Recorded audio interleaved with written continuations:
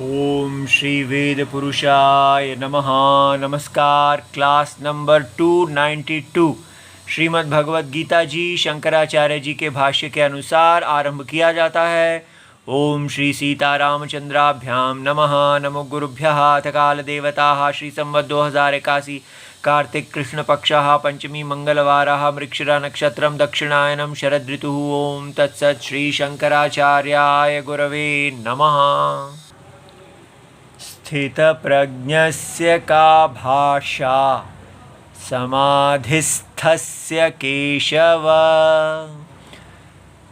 स्थितधीः किं प्रभाषेत किमासीत व्रजेत किम्। अध्याय नंबर 2 श्लोक नंबर 54 और पुस्तक है Shrimad Bhagavad Gita ji, book number 10, Gita Press Gorakhpur, Shankaracharya ji के भाष्य वाली पुस्तक। अच्छा जी, तो अब हम कहाँ पहुँच गए? देखिए, भगवद गीता अपने पूरे क्लाइमैक्स, अपने पूरे चलती चलती कहाँ से जहाँ से आरंभ किया, अब वो स्थित प्रज्ञा जिसने पूरी यात्रा अपनी संपूर्ण कर ली, वहाँ तक पहुँच गई है। हम धीरे धीरे शुरू हुए आत्मज्ञान के तत्व से कि अविनाशी आत्मा है। हमें बोध कराया गया कि आप देह नहीं हैं। जिसको आप समझ रहे हैं मैं देह हूँ, वो वास्तव में अविनाशी आत्मा का अनुभव है। विनाशी नाम की कोई वस्तु है ही नहीं, ना थी, ना है, ना होगी। अविनाशी के विषय में ही विनाशी एक मिस्टेक है, इसलिए दो नहीं है, एक विनाशी दुनिया और एक अविनाशी। अविनाशी ही परम सत्य है, वो आप हैं। वो अविनाशी परम सत्य मिस्टेक के कारण विनाशी जीव दिख रहा है। और इसलिए हमें सिखाया भगवद गीता ने कि कैसे मिस्टेक, विपरीत ग्रहण से आप सम्यक ग्रहण, राइट ग्रास्प, राइट अंडरस्टैंडिंग पे पहुंचिए। तो ये एक यात्रा, पाथ दिखाया गया कि प्रॉब्लम क्या है और सॉल्यूशन क्या है। क्या है अनर्थ हेतु? प्रॉब्लम, अनर्थ हेतु है कि हम अज्ञान के कारण अपने अविनाशी स्वरूप को नहीं जानते। हम अज्ञान के कारण अपने अनंत आनंद, शांत, सुख स्वरूप को नहीं जानते, और उसी अज्ञान के कारण हम अपने ही स्वरूप को विपरीत जानते हैं, मिस्टेक करते हैं। इसलिए उस मिस्टेक के कारण हम अनादि, जिसका कोई बिगिनिंग नहीं है, बिगिनिंगलेस, अनंत, एंडलेस, एक अज्ञान की दुनिया के अंदर उसको सत्य समझ के, जो वास्तव में आत्मा का ही असत्य है, हम उसमें बार बार जन्म ले रहे हैं और मरण को प्राप्त हो रहे हैं। और उस बार बार जन्म में भी हम केवल इस संसार के भोगों में ही मोहित हैं, और बार बार उसी शरीर से जो हमें मिलता है, उस शरीर को हम आत्मज्ञान को प्राप्त करने के लिए नहीं प्रयोग करते। हम उस शरीर को मजा लेने के लिए प्रयोग कर देते हैं। और हम क्या करना चाहते हैं? हम भोग और ऐश्वर्य, इस संसार में ऊंचे ऊंचे पद और ऊंचा ऊंचा भोग, उसी के बारे में मोहित रहते हैं और जीवन की सक्सेस इसी से मानते हैं। किसके पास कितना ऊंचा भोग है और कितना ऊंचा पद है,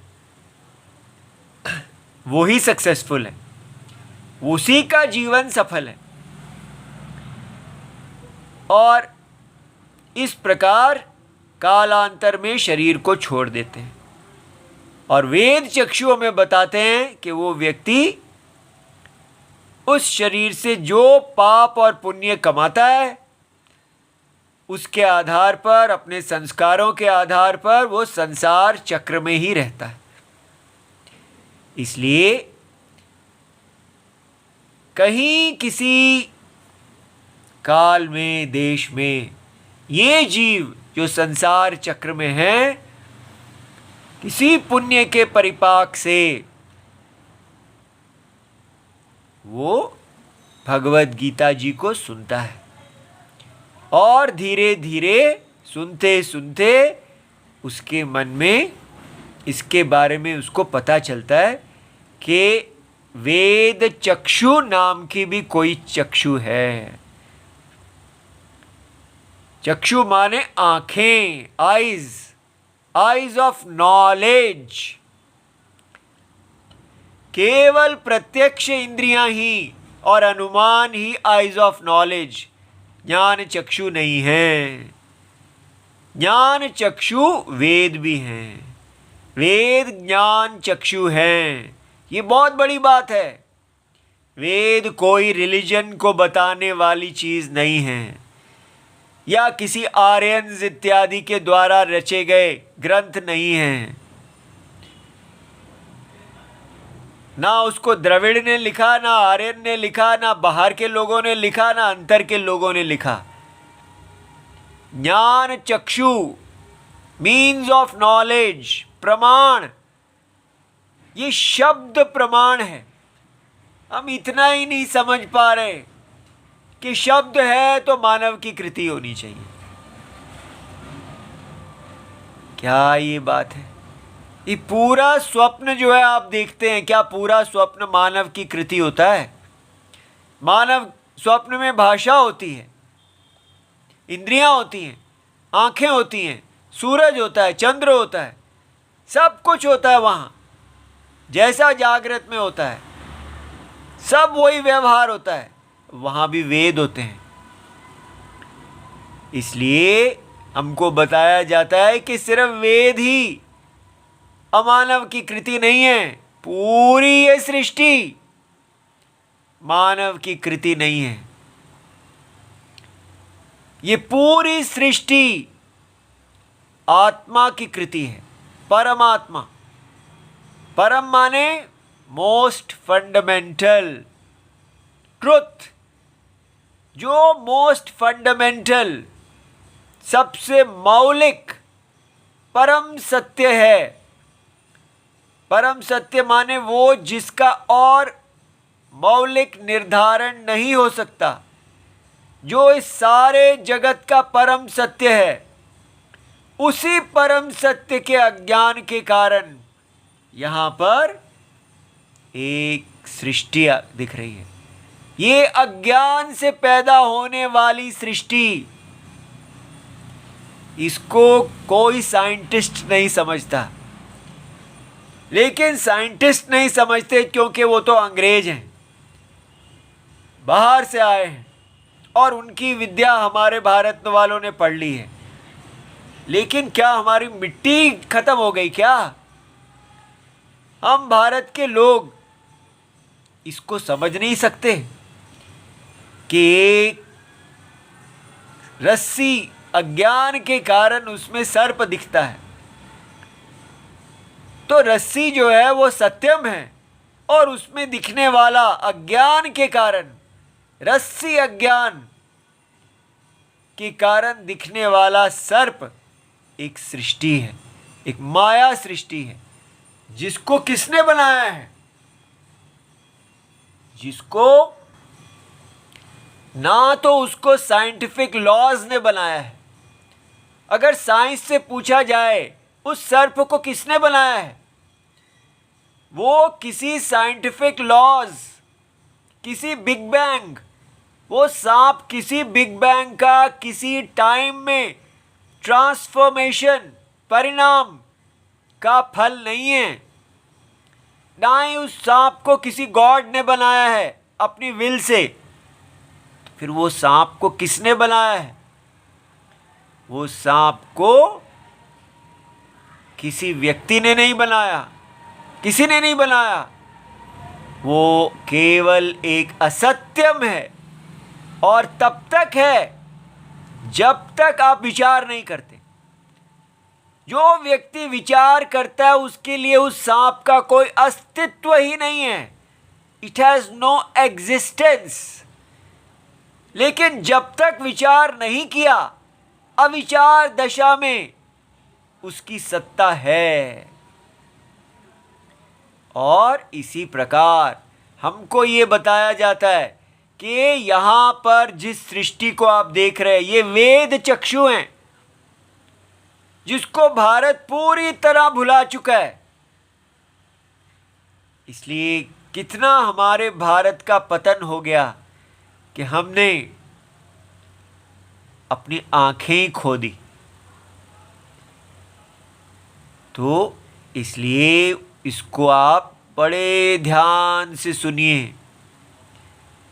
ऐसा अमृत हम कब का खो चुके हैं, ये राम जी की कृपा से हमें मिल रहा है। तो इसलिए पहले तो ये जानना है कि ये कौन सी सृष्टि है जिसका कोई कर्ता नहीं है, जो केवल अज्ञान के कारण अज्ञानी को है अस्ति दिखती है और ज्ञानी को नास्ति दिखती है। इसलिए इस सृष्टि का एक ज्ञानी है और एक अज्ञानी है। जो ज्ञानी है वो इस सृष्टि से मुक्त है, और जो अज्ञानी है वो सृष्टि के अंदर है। ये बात समझ में आई? इसलिए हमको ये सामने रखा जाता है कि जीवन का गोल, जीवन का लक्ष्य, जीवन की पूर्णता, जीवन की कंप्लीशन इसमें है कि आप ज्ञानी बने। अज्ञान से ज्ञान की तरफ जाना ये हमारे भारत भूमि का पुरुषार्थ है। ये हमारे भारत भूमि का एंड है। जो कुछ भी आप करो, आपकी यात्रा अज्ञान से ज्ञान की तरफ जानी चाहिए। जैसे एक नदी, हिमालय से निकली गंगा, कुछ भी हो वो कभी जीवन में भूलती नहीं कि वो सागर गामिनी है। उनको अपने पति सागर से जाके मिल जाना है। उनके अंदर एक प्रेम है, अपने पति से जाके मिल जाना। आप कितने भी बांध बना लें, कुछ भी कर लें, लेकिन वो अपने पति को नहीं भूलती और सदा उसी दिशा में जोर जोर लगाती रहती है। इसी प्रकार इस जीव को कहा जाता है कि आप इन भोगों में मत खोइए, आप अपने सत्य की तरफ जाइए। असत्य से सत्य की तरफ जाना आपका यात्रा है।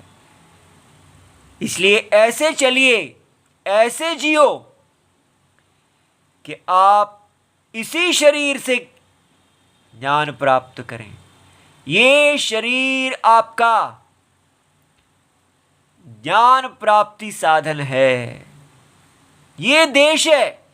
देखिए इस मिट्टी को, सिर्फ पूरी पृथ्वी पे ही नहीं, कहीं पर भी ऐसी पुण्य भूमि नहीं है।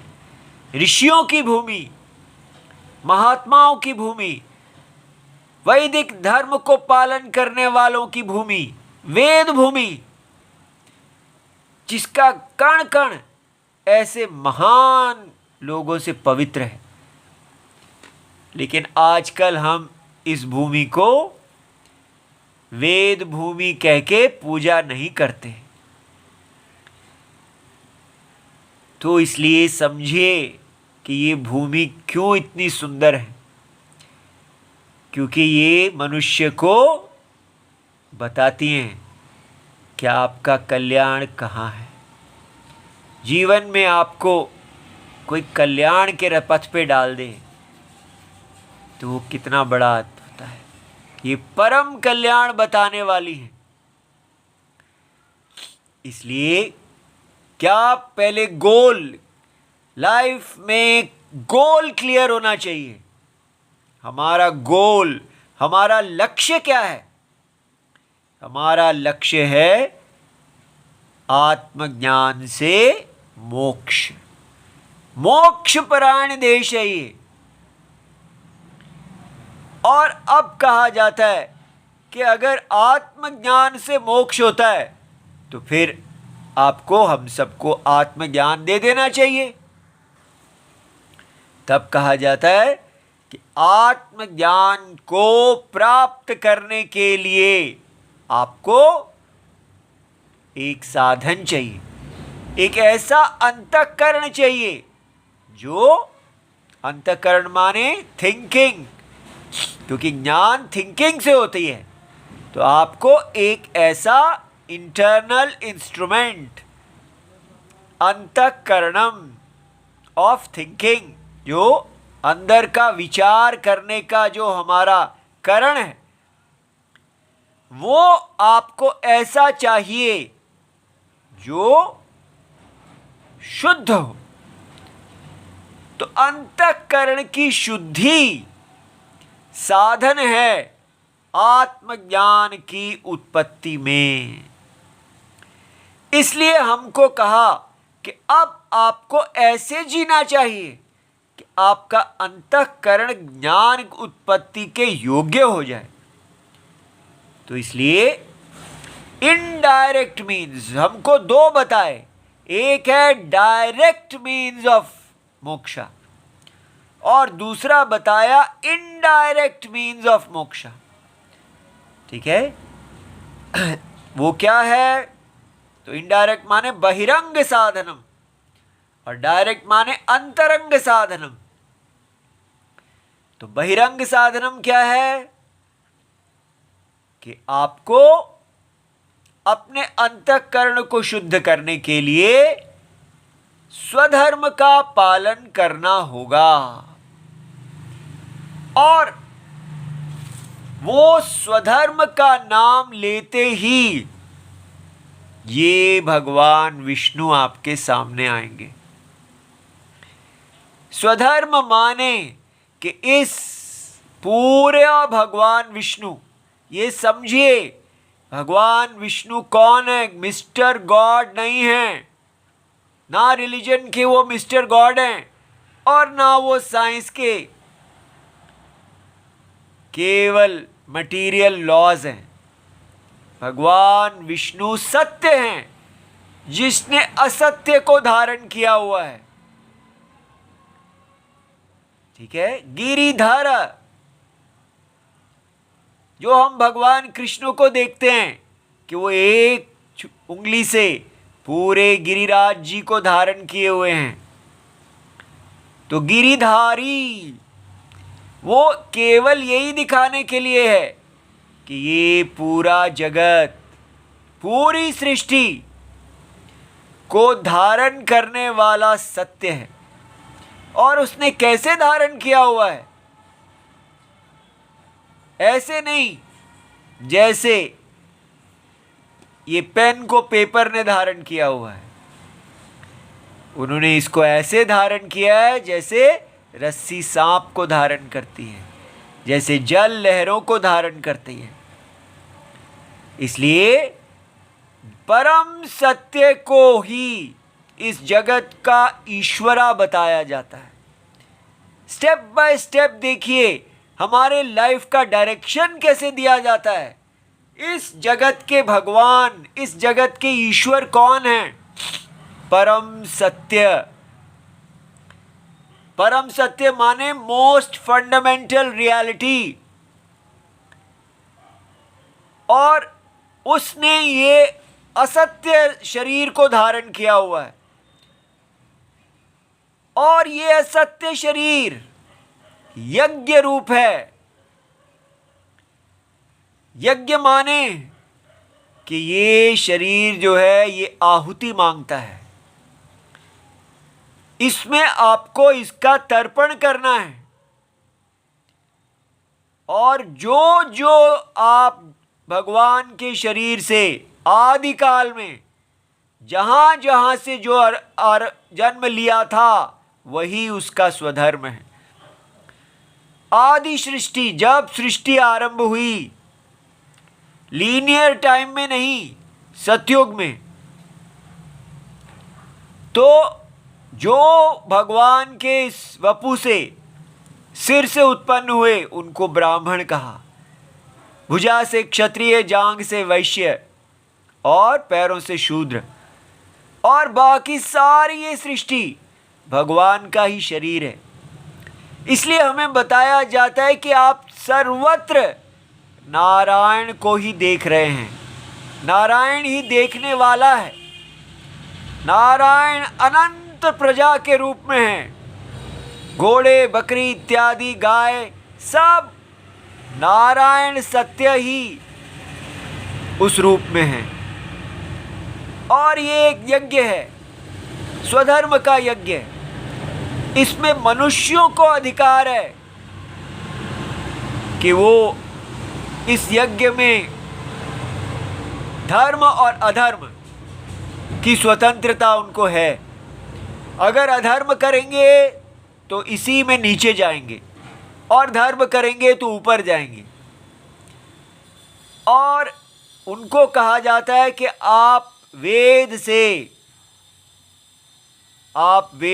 अध्ययन कीजिए, स्वाध्याय कीजिए, जो जो आपका अधिकार है उसके अनुसार आप ये जो यज्ञ रूप है इसमें अपने स्वधर्म की आहुति दीजिए। ब्राह्मणों के लिए, जो जन्म से ब्राह्मण हैं, उनके लिए वेद रक्षा, यज्ञ, सारे इस शरीर को गुरु बनना का बहुत बड़ा दायित्व है। क्षत्रियों के हाथ में इस धर्म की रक्षा करना, इस भूमि की, वेद भूमि की रक्षा करना और धर्म की स्थापना करना का दायित्व है। और वैश्यों के पास इस यज्ञ भूमि के लिए संसाधन उत्पन्न करना, उसका दायित्व कितना महत्वपूर्ण दायित्व है। और शूद्रों के लिए इस सारे यज्ञ में सहायता करना, पूरे तीनों वर्णों के दास बनना, उनके साथ लगना और इन यज्ञ को संपन्न करना। और जो पंचम हैं, जिनके जो किसी कारण से वर्ण में अपराध होने के कारण जो इससे बहिष्कृत हो गए हैं, वो भी इसी के साथ जुड़ते हैं। और गिरिवासी, वनवासी इत्यादि सब बाहर के लोग धीरे धीरे इस मूल स्वधर्म की रक्षा करते हैं, इसके साथ ही जुड़ते हैं। इस प्रकार ये वर्णाश्रम धर्म जो भारत में ही है, ये पूरे विश्व को अपने साथ जोड़ता है। इसलिए ये यज्ञ जो है, ये इसका अगर आप काम्य कर्म, यदि आप फल की इच्छा से करते हैं तो ऊपर की तरफ जाते हैं, और अगर केवल यज्ञ की तृप्ति के लिए तो अंदर की तरफ जाते हैं।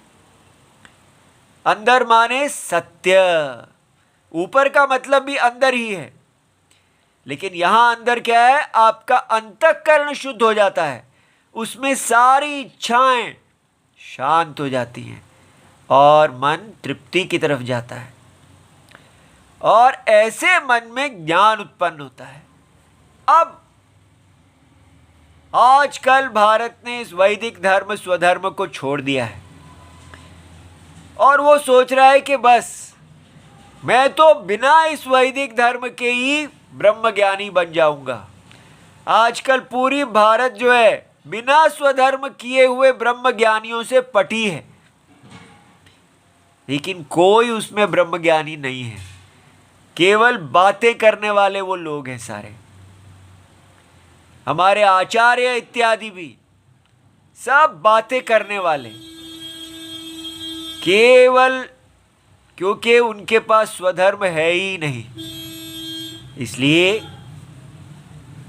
ये जो स्वधर्म का महत्वपूर्ण स्थान यहां पर जो दिखाया जा रहा है, इसके ऊपर कल्याणकांक्षी को विचार करना चाहिए। अगर नहीं करेंगे तो कोई लॉस नहीं है किसी का। आप बीज जैसा बोएंगे वैसा फल पाएंगे। हमारा कार्य यहां तक ही है। शंकराचार्य जी ने भाष्य लिखा, शरीर छोड़ दिया, वो अपना कार्य करके चले गए। अब उसको पढ़ना हमारा काम है। इसी प्रकार हर व्यक्ति अपना अपना कार्य कर रहा है। हमें यह कार्य मिला है कि इस प्रकार आप इधर ये बोल दीजिए। कोई सुने नहीं सुने इससे हमें कुछ नहीं लेना देना। जब हम इसको बोल देते हैं, हमारे अंतरात्मा हमें आलिंगन करते हैं, हमें प्यार करते हैं, खुश हो जाते हैं, उसी में हमारा कार्य पूर्ण हो जाता है। इसलिए आपके सामने भी जब ये उपदेश आ रहा है, ये ज्ञान गंगा आ रही है, तो आपके लिए एक कर्तव्य प्रस्तुत होता है, आपके लिए भी एक यज्ञ वेदी प्रस्तुत होती है। वो यज्ञ आपसे भी कुछ मांगता है, उसको देना चाहिए। किसको? जो व्यक्ति अपना कल्याण चाहता है। इसलिए ये जो आजकल हमने सोच लिया है कि हम वेद माता नहीं कहेंगे अपने भारत को, हम अपने भारत को एक भारत माता कहेंगे।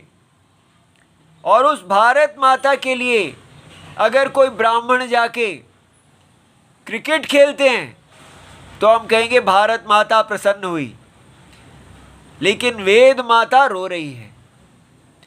ओलंपिक मेडल्स या कोई भी आप कार्य कर रहे हैं, इस यज्ञ को नहीं देख रहे तो वेद माता को रुला रहे हैं, भारत माता को हंसा रहे हैं। इसलिए जो भारत माता वेद माता के हंसने के रोने से हंसती है, वो भारत माता नहीं है, वो शूर्पणखा माता है। भारत माता, वेद माता, सीता माता है। इस धोखे में ना रहें, इस धोखेबाज भारत माता को ना स्वीकार करें। जो भारत माता वेद माता में प्रतिष्ठित नहीं है, वो भारत माता नहीं है, वो उल्लू बनाने के लिए धोखेबाज पॉलिटिशियंस के द्वारा बनाई गई है। चाहे कितने भी बड़े वो हिंदूवादी क्यों ना दिखें, वो स्वीकार करने योग्य नहीं है। ठीक है? इसलिए हमें राष्ट्रवाद चाहिए, लेकिन वो राष्ट्रवाद जो वेद माता को रुलाए ना। ठीक है? इसलिए यहां पर आज हम इस पॉइंट पे पहुंचे हैं जहां अर्जुन अब पूछ रहे हैं कि ये जो आपने बताया स्थित प्रज्ञस्य का भाषा, और देखिए शंकराचार्य जी क्या कहते हैं। स्थित प्रज्ञ कौन है? स्थिता, प्रतिष्ठा, प्रतिष्ठिता। स्थिता का मतलब है प्रतिष्ठिता, जो अच्छी तरह स्थित हो गई है। क्या स्थित हो गया है? अहम अस्मि परम ब्रह्मा। जो व्यक्ति अपने अंदर ऐसे अपने आप को देखता है, आत्मनिश्चय उसका ये है कि मैं परम ब्रह्म हूं, अर्थात मैं इस जगत की मोस्ट फंडामेंटल परम सत्य मैं हूं।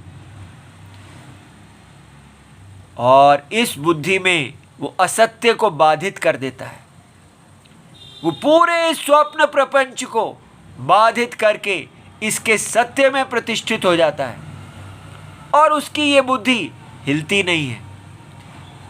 ऐसे इति प्रज्ञा यस्य, जिसकी प्रज्ञा है वो स्थित प्रज्ञा है।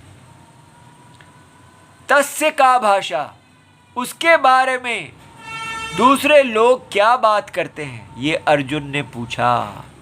देखिए, अर्जुन को भी इतने साल तक यहां तक वो नहीं पहुंचे थे। इसलिए हम सबके जीवन में एक दिन ऐसा आता है जब हमें इसके बारे में पता चलता है, इस गोल के बारे में, और तब हम अपने जीवन को पुनः ठीक वेद चक्षुओं से देखते हुए ठीक दिशा में डालते हैं। आशा है ये ठीक दिशा हम सबको मिले। ओम नमो भगवते वासुदेवाय। प्रणाम।